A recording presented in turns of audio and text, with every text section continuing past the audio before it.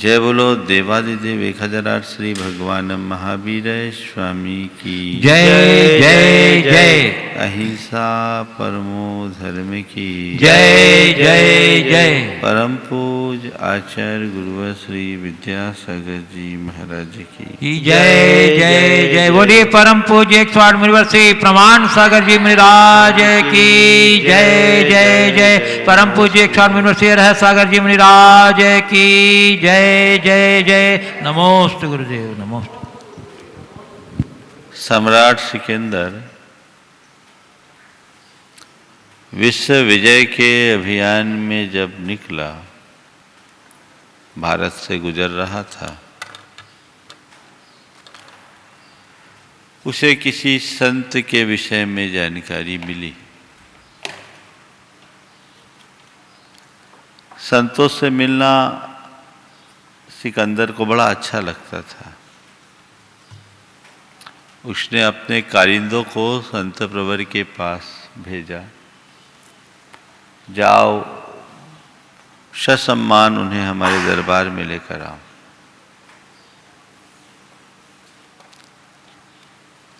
जब सिकंदर के आदमी संत के समक्ष पहुंचे और कहा, बादशाह सिकंदर, आपको अपने दरबार में आमंत्रित करता है, आप पहुंचे। उन्होंने पूछा, कौन सिकंदर? जवाब दिया, आप सम्राट सिकंदर को नहीं जानते, जो आज विश्व विजेता बनने का श्रेय प्राप्त कर रहा है। अच्छा, वही जो यूनान से है? हाँ, जाओ अपने मालिक से कहना, जाओ अपने मालिक से कहना। आप उन्हें नहीं जानते? बोले, हाँ मैं जानता हूं, वो तो मेरे गुलामों का गुलाम है। सबको बड़ा आश्चर्य, सिकंदर को ये गुलामों का गुलाम कह रहे हैं। बोले, पता है तुम्हें सिकंदर को गुलामों का गुलाम कहने का असर क्या होगा? बोले, हाँ जाओ अपने मालिक से कह देना कि अपने मालिकों के मालिक से थोड़ा तमीज से बात करें। पहुंच गए सिकंदर के पास, ये वाकया बताया गया। सिकंदर को बड़ा आश्चर्य भी हुआ, क्षोभ भी हुआ, कुतूहल भी हुआ। ऐसा कौन सा साधु है जिस तरह की बात करता है? सीधे वह उन संत के पास पहुंचा और उनसे निवेदन किया कि आपने मेरे बारे में जो कहा वो सही है? बोला, हाँ सही है। तो गुलामों का गुलाम क्या हुआ? अच्छा,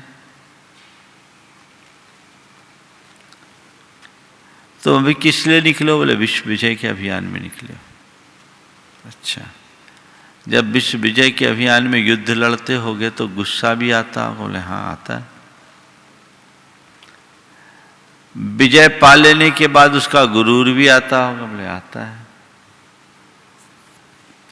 तुम्हारे ये जो सैनिक हैं, इनके लिए तुमने अनेक प्रकार के आश्वासन भी दिए होंगे, सब्जबाग भी दिखाए होंगे, इनको लोभ लालच भी दिया होगा? हाँ दिया है, तभी तो ये लोग आए। जिस राज्य को जीतते हो उसके धन संपत्ति को भी हरते होगे, उसके प्रति लालच रहते? बोले, रहते हैं। और इसके लिए तुम अनेक प्रकार के फरेब का भी प्रयोग करते होगे? बोले, हाँ करते हैं। बस मैं यही तो कह रहा हूं, तुम अपने गुस्सा, गुरूर, फरेब और लालच से प्रेरित होकर इस विश्व विजय के अभियान में लगे हो, पर मैंने अपने गुस्से, गुरूर लालच और फरेब को अपना गुलाम बना लिया है। तो मैंने जो तुमसे कहा कि तुम मेरे गुलामों के गुलाम हो, तो इसमें क्या कुछ गलत कहा? महान सिकंदर,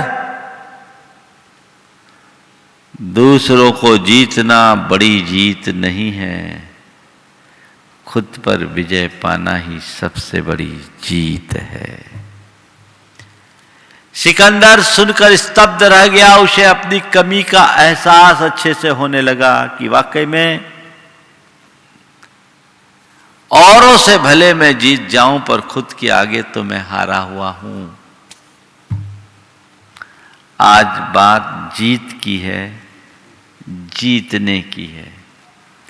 भी फॉर विक्ट्री। इस दुनिया में हर कोई विजय चाहता है कि नहीं? है? विजय, जीत अच्छी बात है। कहीं थोड़ा भी कुछ उपलब्धि होती है, सफलता मिलती, व्यक्ति उसे अपनी जीत के रूप में देखता है। एकदम अलग प्रकार की स्फूर्ति और उमंग उसके अंदर आ जाती है, विक्ट्री का साइन बना देता है। ये यानी एक उत्साह उसके मन में जग रहा है। अच्छी बात है, पर किस पर विजय? एक बाहर की विजय है जो अल्पकालिक है। वह जय कब पराजय में बदल जाए कहा नहीं जा सकता। यथार्थ में भीतरी विजय पाने की जरूरत है, सेल्फ विक्ट्री। अपने आत्म विजय को समझो। कभी लगता है कि मुझे स्वयं पर विजय प्राप्त करना है? आज हर मनुष्य हारी हुई जिंदगी जी रहा है। क्यों हारा है? क्योंकि वह अपने दोषों, दुर्बलताओं और दुर्गुणों के आगे आत्मसमर्पण कर दिया है। घुटने टेके हुए हैं, वे उन पर हावी हैं। और जब तक ये हम पर हावी रहेंगे, हमारा चित्त सदैव दुविधाग्रस्त बना रहेगा। अपने चित्त को दुविधाग्रस्त होने से बचाना है। अपने मन के द्वंद्व को मिटाना है। अपने चित्त को आनंद से सराबोर करना है। तो हमें आत्म विजय के अभियान में अग्रसर होना पड़ेगा। अपने आप पर विजय पाओ, अपने आप पर काबू करो। कैसे पाए विजय? अपने दुर्बलताओं पर, अपने दोषों पर, अपने दुर्गुणों को हम दूर कैसे करें? अपने आप पर विजय कैसे पाए? 4 बातें। विजय पाना चाहते हैं? सबसे पहली बात, आत्म जागृति, सेल्फ अवेयरनेस। पहला सूत्र, सेल्फ अवेयरनेस बहुत बड़ी जरूरत है। हर पल अपने प्रति जागरूक रहिए। अगर आपके अंदर आत्म जागृति है तो विकार आप पर कभी भी हावी नहीं हो सकते। मानव मनुष्य के मन पर बहुत सारे विकार हावी होते हैं जो उसकी दुर्बलता का रूप ले लेते। लेकिन आप अपने चित्त को मोड़ करके देखिए, ऐसे अनेक अनुभव होंगे जब विकारों के हावी होने का प्रसंग आया, लेकिन विकार उत्पन्न ही न हो पाए। कब? जब आपके भीतर जागृति रही तब। मन में अनेक प्रकार के विचार आते हैं, भाव आते हैं, और गंदे भाव भी बहुत बार आते हैं, लेकिन कुछ स्थितियों में मनुष्य बह जाते हैं, और कुछ स्थितियां ऐसी आती है जब उसमें भी व्यक्ति संभले रहता है। कब?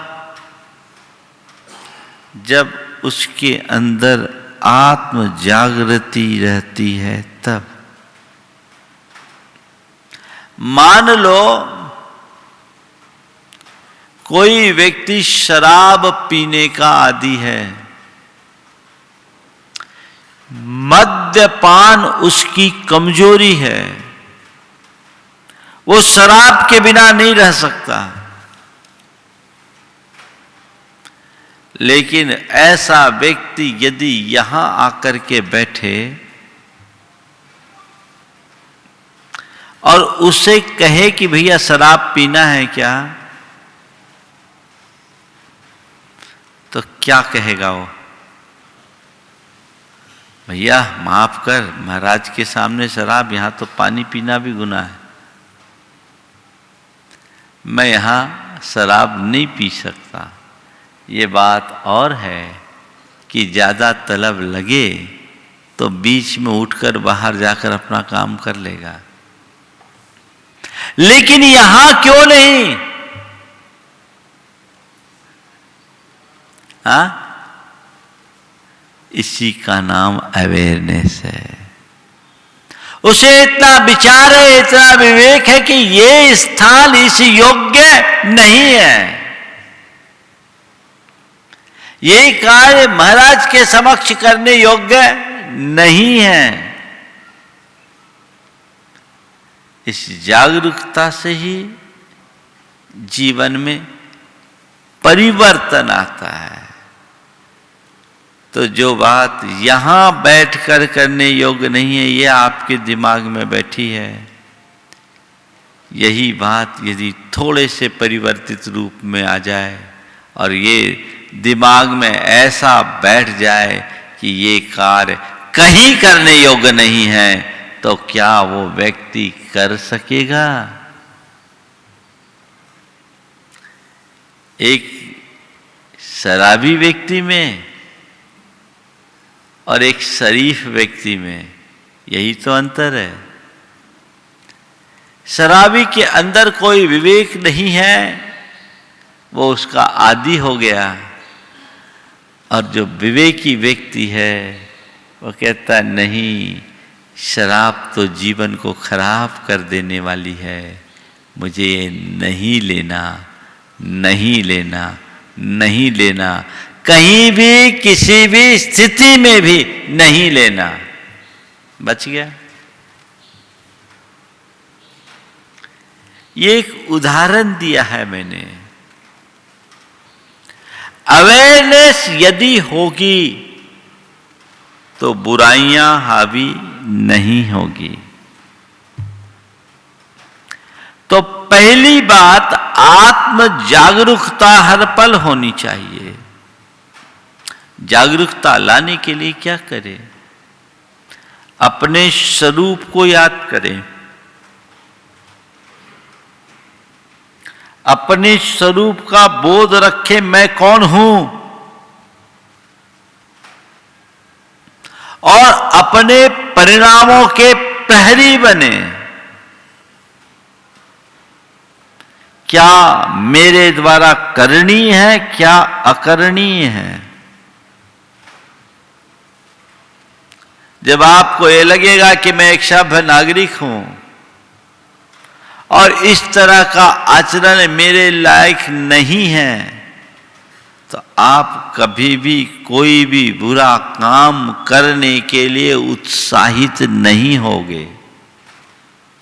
और इसे भुला दिए तो आपसे कुछ भी हो जाएगा।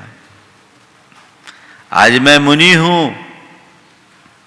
तो मेरे मन में इस बात का हर पल आभास रहता है कि मैं मुनि हूं, तो मुझे मेरे मुनिपन को संभाल कर रखना है।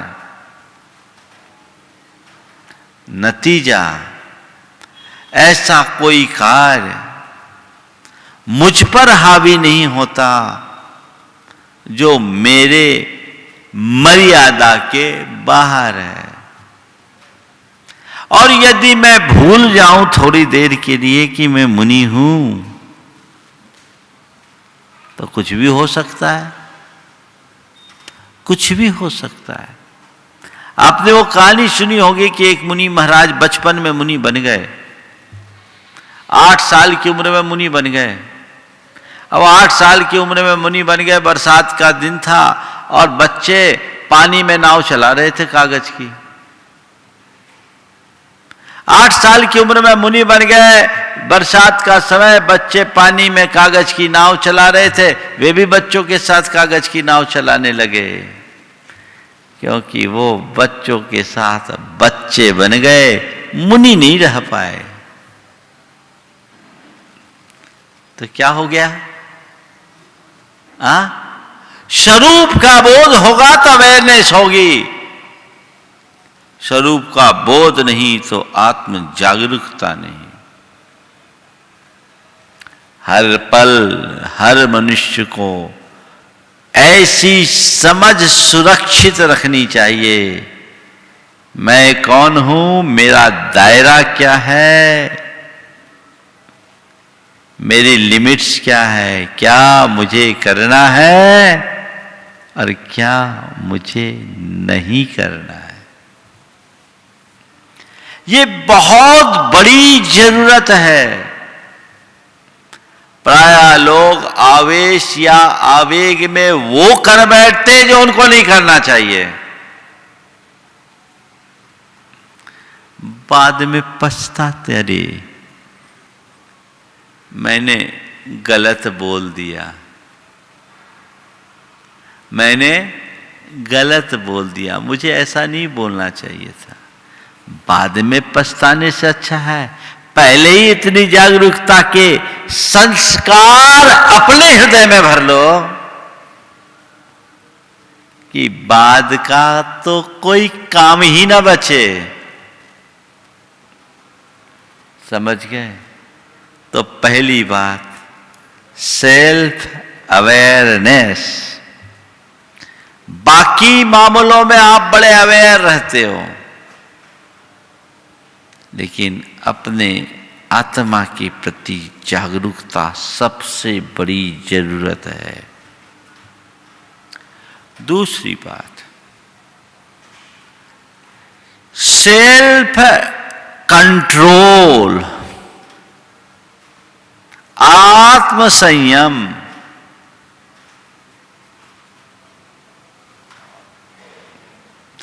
आत्मा पर नियंत्रण। लोग बात बात में आपा खो बैठते हैं, भावनाओं में बह जाते हैं, छोटी छोटी बातों में गुस्सा कर बैठते हैं, चीखते हैं, चिल्लाते हैं, हंगामा मचा देते हैं। अरे भाई, ये तुम्हारी जीत है या हार? हाँ, हार है ना? तो तुम्हें हार पसंद है या जीत? हाँ, जीत पसंद है तो हार क्यों स्वीकारते हो? अभी तुम भले चंगे बैठे हो, मैंने एक शब्द बोला और तुम उसे पकड़ लिए और फिर या तो रोना शुरू कर दिया या सुनाना शुरू कर दिया। अब बोलो, सामने वाले ने एक शब्द बोला और बोलकर चल दिया, वो तुम्हें हरा कर गया कि जीता कर गया? बोलो क्या हुआ? उसने मुझे ऐसा बोल दिया, तुम उसके शब्दों से प्रभावित होकर के रो रहे हो या गुस्सा कर रहे हो, चिल्ला रहे हो, यानी उसने तुम्हें हरा दिया। और यदि किसी ने कुछ कहा, हमने उसे सुनकर अनसुना कर दिया, तो हमने उसे हरा दिया। समझ में आ रही बात? उसी में जीत उसी में हार है। क्या करते हैं? जीतना तो चाहते हैं पर हार जाते हैं। क्यों हारते हैं? क्योंकि हम अपने ही पैरों से अपने ही पोस्ट पर अपनी गेंद डाल देते हैं। फुटबॉल खेलते हैं ना, हाँ? तो फुटबॉल में क्या करना पड़ता है? बॉल को लेकर गोल पोस्ट में डालना पड़ता है। तो बॉल लेकर के चल रहा है, कोई अपनी किक ऐसी मारे, एक ऐसा शॉट मारे कि वो बॉल सीधे उसके ही गोल पोस्ट में चले जाए और गोलकीपर उसे पकड़ ना पाए, तो क्या होगा? हारी होगी ना। तो जब कभी व्यक्ति आत्मनियंत्रण खोकर बाहर के निमित्तों से प्रभावित होकर उसके पीछे भागता है, इसका मतलब अपने ही पैरों से अपने ही प्रति गोल दाग देता है। हर स्थिति में आत्मनियंत्रण बहुत जरूरी है। पांचों इंद्रियों के विषयों को नियंत्रित करने के लिए सेल्फ कंट्रोल। और ये सेल्फ कंट्रोल कब आएगा? जब तुम्हारा मन तुम्हारे कंट्रोल में हो। मन को जीत लिया, सबको जीत लिया।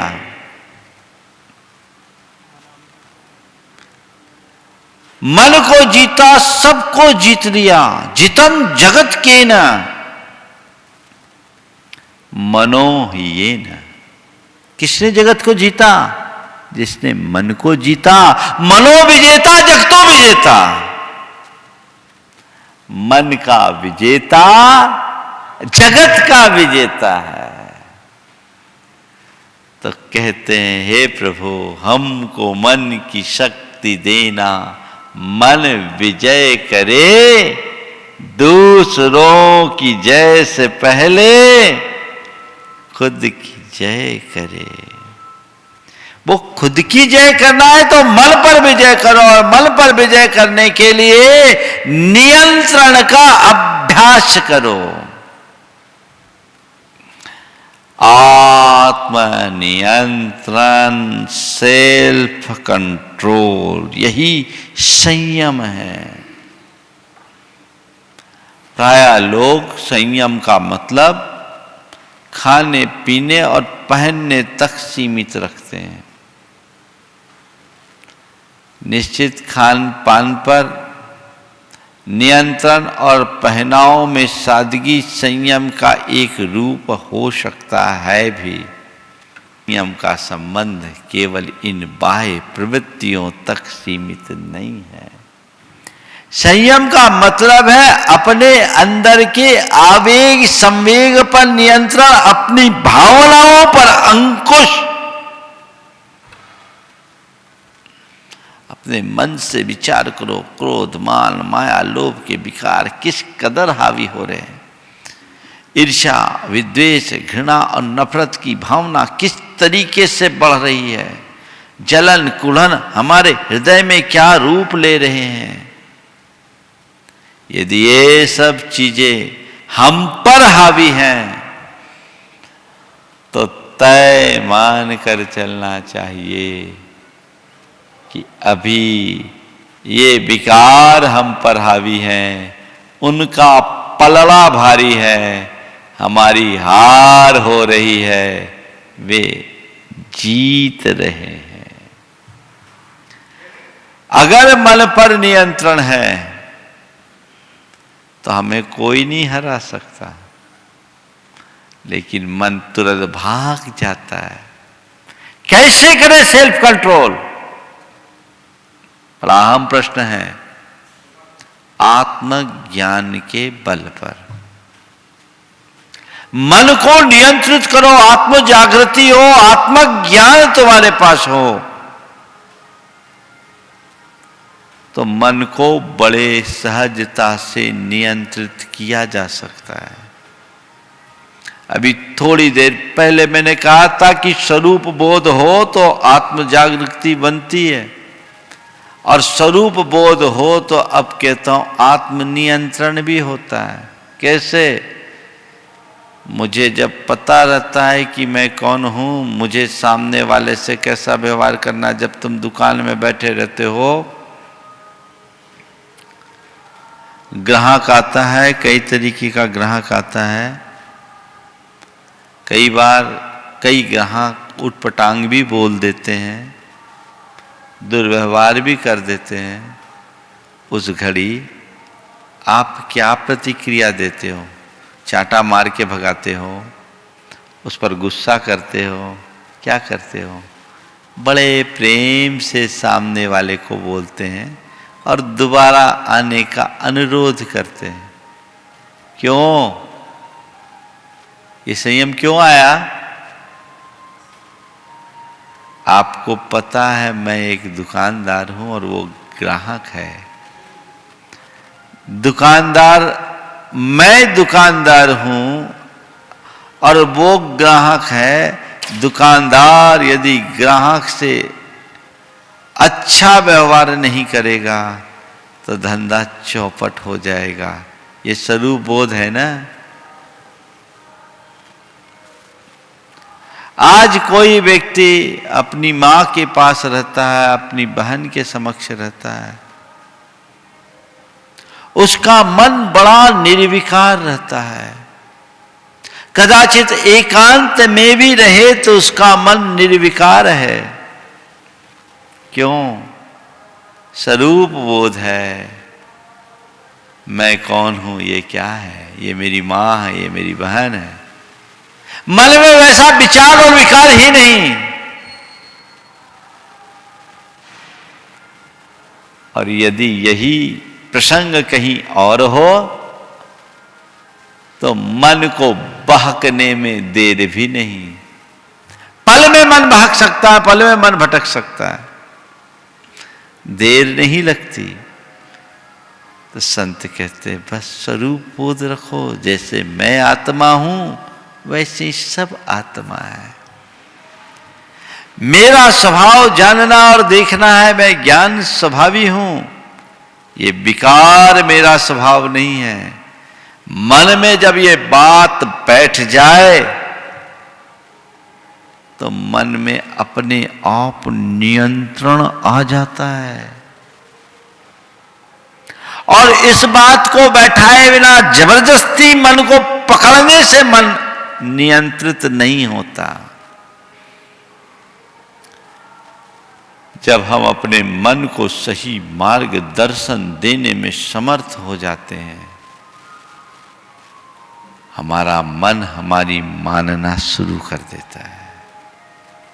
और जैसे ही मन हमारी मानना शुरू करता है, उसकी मनमानी खत्म हो जाती है। इसी का नाम तो नियंत्रण है। आत्मज्ञान, तत्वज्ञान से हम अपने मन को नियंत्रित करने में समर्थ हो सकते हैं। तो ये सेल्फ कंट्रोल आपको बड़ा सक्षम और समर्थ बनाएगा। और यही हमारे आत्म विजय के अभियान का मूल आधार है। आपके अंदर जितना आत्मनियंत्रण है,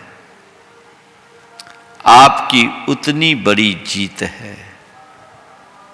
आत्मनियंत्रण खोया, आपकी उतनी बड़ी हार। एक संत को एक व्यक्ति खूब ऊल जलूल बक रहा था। संत ने कोई प्रतिवाद नहीं किया। वो व्यक्ति जब ऊल जलूल बका और संत ने कोई प्रतिवाद नहीं किया तो उसे गुस्सा थोड़ा और आया। उसने उन्हें चांटा भी मार दिया खींचकर।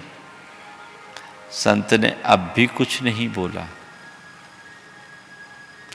आस पड़ोस के लोगों को मालूम पड़ा, सब इकट्ठे हो गए। सबने उस व्यक्ति को पकड़ा, मिलजुल के सबने उसकी अच्छी धुनाई भी कर दी, पर संत सहज भाव से बैठे रहे। संत सहज भाव से बैठे रहे। लोगों ने संत से कहा कि संत प्रवर, हमें इस बात का खेद है कि उसने आपके साथ बड़ा दुर्व्यवहार किया है, आपको बहुत परेशान किया है, हमें माफ करे। संत ने कहा, मुझे इसका कोई दुख नहीं है, मुझे इस बात की खुशी है कि मैं उससे जीत गया। मैं जीत गया, मुझे इस बात की खुशी है। और आप लोग बोलते आपसे दुर्व्यवहार किया, मैं क्या बताऊं, मुझे तो लगा कि मैंने अपना जो बचाना था वो बचा लिया। उसने मेरे साथ, आपको लगता है बहुत कुछ किया, पर मेरे पास मेरे कीमती रत्न थे, अगर वो छीन लेता तो मुझे बहुत नुकसान उठाना पड़ता। सबको बड़ा आश्चर्य हुआ, सबको बड़ा आश्चर्य हुआ कि ये है तो साधु, पर कौन से कीमती रत्न की बात कर रखे। महाराज कहाँ है बताइए, आपके झोले वोले तो सब समालामत है। हाँ वो बोले झोले तो ले गया वो, फिर आपका कौन सा रत्न है, आप कहाँ रखे हैं? देखने में तो शरीर पर एक छोटी सी चादर मात्र थी। महाराज वो रत्न कहाँ है, आप कहीं छिपा उपा के रखे, बता दीजिए, हम उसे सुरक्षित रख लेंगे। बोले हाँ, जब मैं गुरु से आज्ञा लेकर अपनी यात्रा पर निकला था तो गुरु ने मुझे ये रत्न दिए थे और कहे थे, बेटे जब तक ये रत्न तेरे पास रहेंगे, ये सुरक्षित रहेंगे, तू हमेशा सुरक्षित रहेगा, तुझे कोई हरा नहीं सकेगा। और जिस दिन तू इन रत्नों को खो देगा, उस दिन तेरा सर्वस्व नष्ट हो जाएगा। मैं देख रहा था कि वो मेरे रत्नों को छीनने की बहुत कोशिश कर रहा था, पर आज मुझे बहुत खुशी है कि मेरे रत्न सलामत।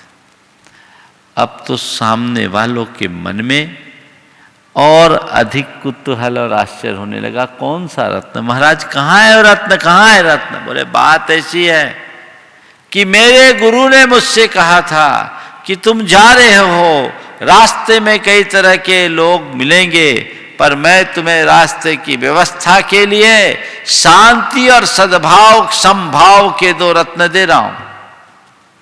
इसे अपने अंतर मन में संभाल कर रखना।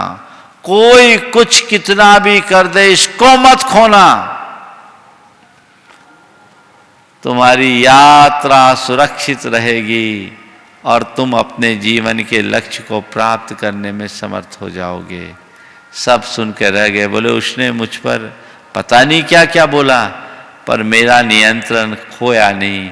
मैंने अपने मन को ये बता के रखा कि भैया मुझे रतन बचाना है, इसकी बातों में आऊंगा तो ये मेरे रत्नों को छीन लेगा और रत्न खोने के बाद तो मैं कंगाल हो जाऊंगा, मुझे बचा के रखना है।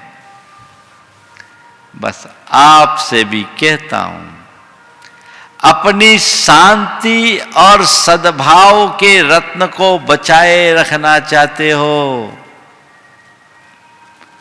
तो कोई भी निमित्त सामने आए, बस एक ही बात मन से कहो, भैया मुझे अपनी शांति नहीं खोनी है, मुझे अपना सद्भाव बनाए रखना है, जो हो जाए सो हो जाए, मेरे लिए ये कीमती है। बस नियंत्रण के लिए इतनी सी समझ ही काफी है, ज्यादा कुछ कहने और करने की जरूरत नहीं है। मन पर डंडा मारकर मन को नियंत्रित नहीं किया जा सकता, मन को सही दिशा देकर के ही मन को बांधा जा सकता है। सही दिशा देने में यदि हम समर्थ होते हैं तो जीवन में व्यापक बदलाव घटित हो सकता है। सेल्फ अवेयरनेस, सेल्फ कंट्रोल, फिर सेल्फ डिसिप्लिन, आत्मानुशासन। मतलब दूसरों को अनुशासित करने में तो बड़ा मजा आता है ना। दूसरों पर आदेश थोपना, दूसरों को ऑर्डर देना, दूसरों पर हुक्म चलाना बड़ा इजी, अच्छा भी लगता है ना। लेकिन ये सब तो बड़ी स्थूल बातें हैं। खुद पर खुद का नियंत्रण हो, खुद पर खुद का अनुशासन, मुझे क्या करना क्या नहीं करना ये समझ और वही करना है जो मेरे करने लायक है, ये सेल्फ डिसिप्लिन है।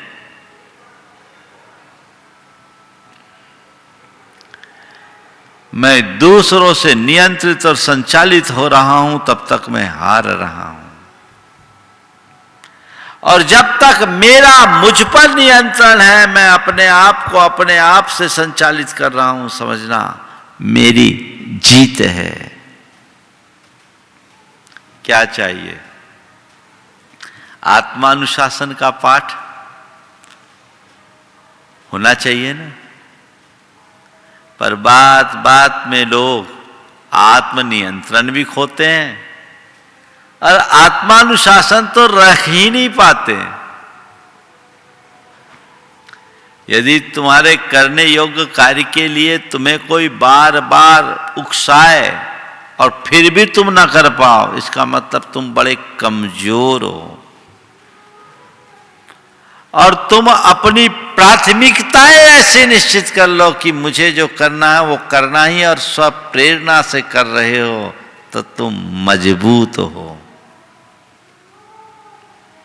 कई लोग आपको मिलेंगे जिनके अंदर एक अलग प्रकार का आत्मानुशासन है। समय पर उठना, समय पर अपना सारा काम करना, लोगों के साथ सधा हुआ व्यवहार करना, सादगी और संजीदगी के साथ जीना, सादगी और संजीदगी के साथ जीना, समय पर सोना, जिन्हें कुछ कहने की कभी कोई जरूरत नहीं रहती। ऐसे लोगों के जीवन में हर पल प्रसन्नता और आनंद के भाव उभरते रहते हैं। और कई ऐसे मिलेंगे जिनको सुबह से लेकर शाम तक हर काम के लिए 10-10 बार टोकना पड़ता है। होता है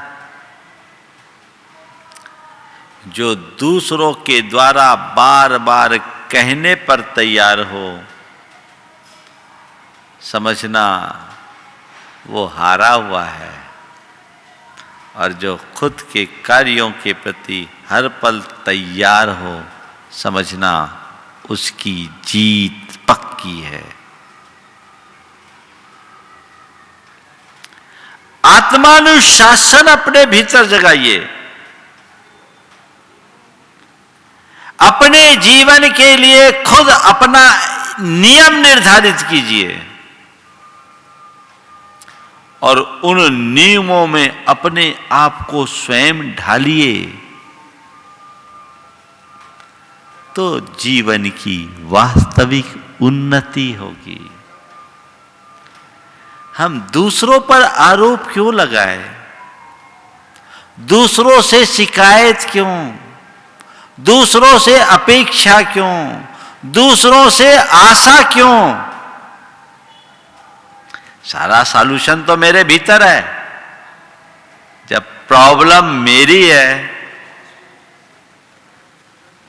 प्रॉब्लम भीतर है, तो सॉल्यूशन बाहर से कहां मिलेगा? जहां जन्मा है वहीं उसका अंत भी होगा। ये दृष्टिकोण अगर मन में एक बार जग गया तो जीवन निहाल होगा। तो अपने आप को विजेता बनाना चाहते हो, आत्म विजेता, बाहरी विजय की बात मैं नहीं कर रहा हूं। सेल्फ डिसिप्लिन हो, आत्मानुशासन। और चौथी बात जो बड़ी महत्वपूर्ण बात है वह है सेल्फ सैटिस्फैक्शन, आत्मसंतुष्टि। तुम कितना भी बड़ा अचीवमेंट क्यों ना कर लो, तुम्हारा मन उससे संतुष्ट नहीं है तो व्यर्थ है। तो ये देखो, ये मत देखो कि अचीवमेंट कितना है, ये देखो कि कंटेंटमेंट है कि नहीं, सैटिस्फैक्शन है कि नहीं।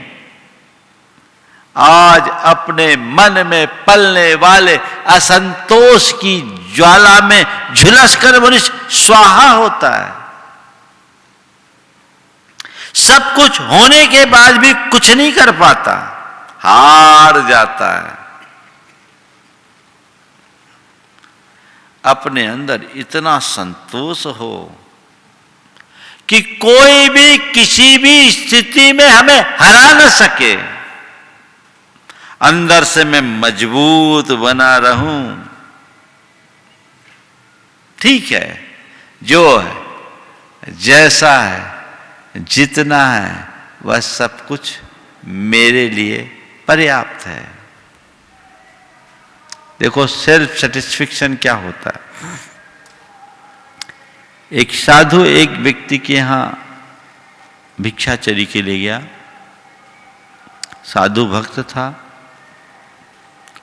उसने बड़े श्रद्धा भाव से साधु का सत्कार किया, भोजन कराया। भोजनोपरांत साधु प्रसन्न हुआ और उससे पूछा, भैया क्या करते हो? बोले कुछ नहीं, 2.5 बीघा जमीन है, जोतता हूं, अपने और अपने परिवार का पेट पालता हूं, और आप जैसे संतों की चरण रज लेकर अपने आप को कृतार्थ करता हूं।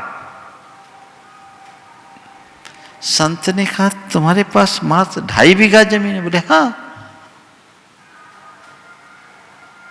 तो इतने से तुम्हारा काम चल जाता है। अरे तुम बड़े गरीब हो। बोले गरीब क्या होता है जी? बोले जिसके पास जमीनें कम होती वो गरीब होता है, और जिसके पास ढेर सारी जमीन होती वो अमीर होता है। तुम एक काम करो, मैं तुम्हें एक मंत्र देता हूं, इस मंत्र की आराधना करोगे तो उसके फल स्वरूप तुम्हें सिद्धि मिलेगी और तुम चाहो जितना जमीन के मालिक बन जाओगे। तो उसने संतों के चरणों में दोनों हाथ जोड़ करके कहा कि प्रभु, किस जमीन के मालिक की बात करते हो आप? जब हम अपने शरीर के ही मालिक नहीं तो जमीन के मालिक बनकर क्या करेंगे?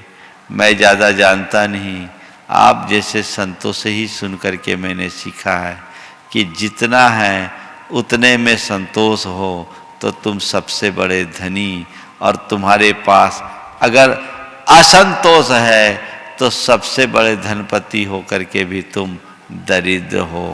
को ही दरिद्रो यस तृष्णा विशाला। गुरुवर, मैं अभी अपने आप में बड़ा समृद्ध और संतुष्ट होकर के जी रहा हूँ। अपने आप को बड़ा भाग्यशाली महसूस करता हूँ, क्योंकि मेरे मन में संतोष है। मैं नहीं चाहता कि और जमीन की तृष्णा प्रकट करके अपने आप को दरिद्र बना लूं। मेरे पास जो है, जितना है, उतने में हम संतुष्ट हैं। संतों ने उसे अपने छाती से लगाया और कहा, वाकई में हम तो सोचते थे कि तुम भी आम व्यक्तियों जैसे हारे हुए व्यक्ति हो, लेकिन तुमने आज हमें हरा दिया। तुम्हारा संतोष धन्य है। इतना अच्छा प्रपोजल देने के बाद भी उसे एक्सेप्ट नहीं किया। सेल्फ सेटिस्फेक्शन बहुत कम लोगों में है। सबके मन में तृष्णा है, चाह है। वो कुछ और की चाह में पूरी जिंदगी पूरी कर देते हैं। जिंदगी पूरी हो जाती है, चाहे अधूरी रहती है। इसलिए भागता रहता है, दौड़ता रहता है। ये हमारे हार के आधार हैं। यदि अपने आप को जिताना चाहते हो तो चारों बातों को ध्यान में रखो। Self awareness, self control, self discipline and self satisfaction. जिनके जीवन में ये चारों बातें प्रकट हो गई, वो सम्राटों का सम्राट, वही सच्चा विजेता है और वही आगे चलकर अपने जीवन के परम स्वरूप को प्राप्त कर सकता है। हर व्यक्ति के हृदय में वे ही बातें आए और वे अपने जीवन को आगे बढ़ाए। समय आप सबका हो गया। बोलिए परम पूज्य आचार्य गुरुवर श्री विद्यासागर जी महाराज जी की